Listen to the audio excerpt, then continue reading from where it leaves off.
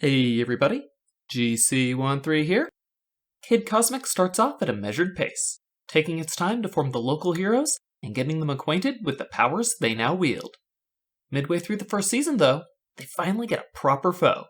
Someone the local heroes are really going to have to dig down deep to beat, and that foe is none other than the Biker in Black, season antagonist and all-around not nice guy. And while we don't get to know him until after the halfway point, we actually got to see him plenty before then. The Biker in Black starts off just blending into the background, watching from afar while Kid Cosmic and the local heroes learn the powers of the stones and deal with sad sack loser aliens that pose no threat at all. You know, I wouldn't have put it so bluntly. But yeah, the first aliens to come to Earth seeking the stones are nothing Kid Cosmic and the local heroes can't handle, even if they had a tough time doing it. Of course, we already know how this story ends. The local heroes can't keep the stones forever. The Biker in Black wants to give them to the real heroes. So for that, he uses his death dogs. Fantastic pieces of alien technology, these killers cross paths with Kid Cosmic a few times. First a lone death dog attacking the Kid and Joe when they first tried their rings, then a small group in the desert, right before the full group assembled. They posed significant challenges for the team both of those times, but when the Biker in Black was through playing around, he was able to send more. A lot more. The local heroes managed to figure out how to deactivate the Death Dog's collars, but as fate would have it, the stones soon ended up in the hands of someone else. Someone who didn't know how. Once Chuck's less-than-great leader had been relieved of the stones, the military descended on the truck stop, and the Biker in Black called in his team. That team is the Earth Force Enforcement Force. Crimson Vision, Blue Behemoth, Violet Vanish, Emerald Wing, and Yellow Technique! Sorry, wrong cartoon. And Golden Swarm.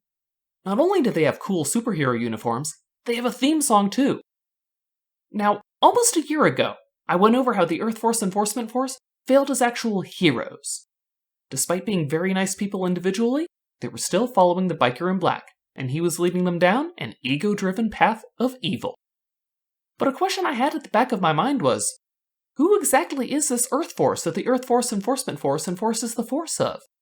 At the time I hoped that later seasons might enlighten us, but that was the last we ever heard of them.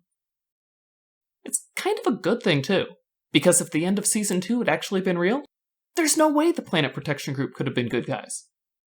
I'm sorry, girls. There's no way the Biker in Black would have had access to that level of resources without a lot of higher-ups knowing what he was doing. And yeah, I'm counting all those years he was running detention centers for alien visitors, keeping them in lockup and stealing their technology. But if the PPG never existed to disavow all knowledge of this, that still leaves us looking for an Earth Force. And I think it was Season 3's ending that finally gave us one. Assuming that the team really did get to leave the fantasy world, and once you're in such a high-quality fantasy world, can you ever be sure it didn't just get smart? We got to meet Mr. Crispin Cleary, Chief Operating Officer of the Bureau of Cosmic Events, Intergalactic Threats, and Alien Affairs, sent under the authority of the International Council for the Protection and Propagation of People on Planet Earth. That sounds so familiar. The Biker in Black wore an American flag belt buckle, so you'd think he had to be part of some American agency or another. But the Earth Force Enforcement Force was composed of soldiers from America, Mexico, Canada, the United Kingdom, and Japan, and those 5 national flags are displayed quite prominently in the Biker in Black's mobile base of operations. Since I rather doubt that the United States is part of multiple interterritorial, extraterrestrial-minded organizations, it's a safe bet that the Earth Force Enforcement Force was an ICPP-PPE project. Protection and propagation of people on planet Earth? Yeah, that sounds like the Biker in Black all right. I also shudder to think of the bureaucratic redundancy that would be required for the Bureau of Cosmic Events, Intergalactic Threats, and Alien Affairs to not be responsible for running prisons for aliens, which means the Biker was one of Cleary's men. Which is such a surprise, really, because Cleary was such a likable guy. With no more Kid Cosmic ever to come, that's the story we have. The Earth Force Enforcement Force was working for the International Council for the Protection and Propagation of People on Planet Earth, and the Biker in Black heading it up was part of the Bureau of Cosmic Events, Intergalactic Threats, and Alien Affairs. Kid Cosmic was never going to be a story about these governmental agencies. The story it wanted to tell was much more focused on the personal. It's closure enough for me, though, at least, to finally have a name for the organization that was signing the paychecks of Kid Cosmic's flashiest foes. What do you guys think? Was the Earth Force just a more marketable name for the ICPPPPE? Who do you think the Biker in Black's boss was? Let me know down in the comments below.